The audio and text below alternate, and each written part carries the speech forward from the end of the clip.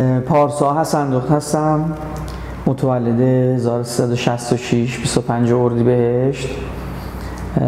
آواز رو تو سن 10 سالگی پیش استاد شازدی شروع کردم، بعد پیش استاد شجریان ادامهش دادم و همچنان مشغول به کنسرت گذاشتن و ضبط آلبوم و کار موسیقی و تدریس و اینا هستیم.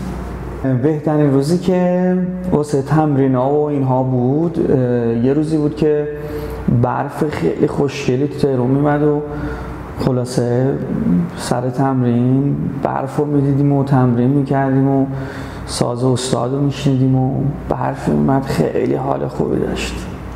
خیلی بدترین خاطرش هم سر ضبط یه تحریری بود که استاد یه چیزی ها میخواست ازم که من یه چیز دیگه تمرین کرده بودم و هر کاری میکردم که این بشه نمیشد. هی تحریره رو میخوندم، علی جونم هی میگفت بابا این جوریه، نمیفهمیدم. دوباره خود استاد، تا اینکه استاد اومد توی استودیو، خلاصه نشست یه نیم ساعتی با هم تمرین کرد، قرب امزد تا دیگه خلاصه کار جور شده، در اومد تحریره و تونستم خوندمش دیگه. چه عطر و رنگ و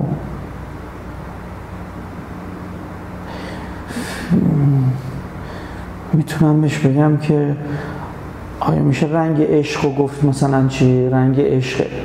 حالا اگه عشق رو میشه رنگیش کرد، بوش کرد، این که با سخت تلاش کردن و کوشش کردن میتونی به هر چی بخوای برسی.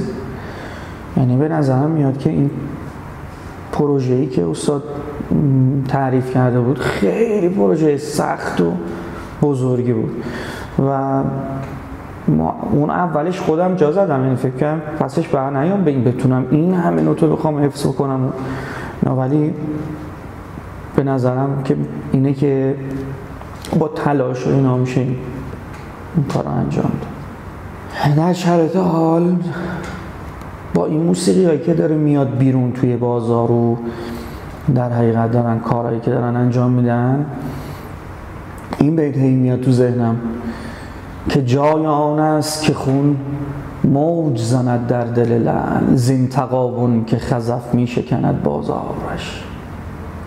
این تنها چیزی که تو ذهنم میاد همینه، اینقدر که مردم دارن موسیقی مزخرف گوش میکنن، چیز دیگه نمیاد و واقعا هم زین تغابن که خزف می شکند بازارش.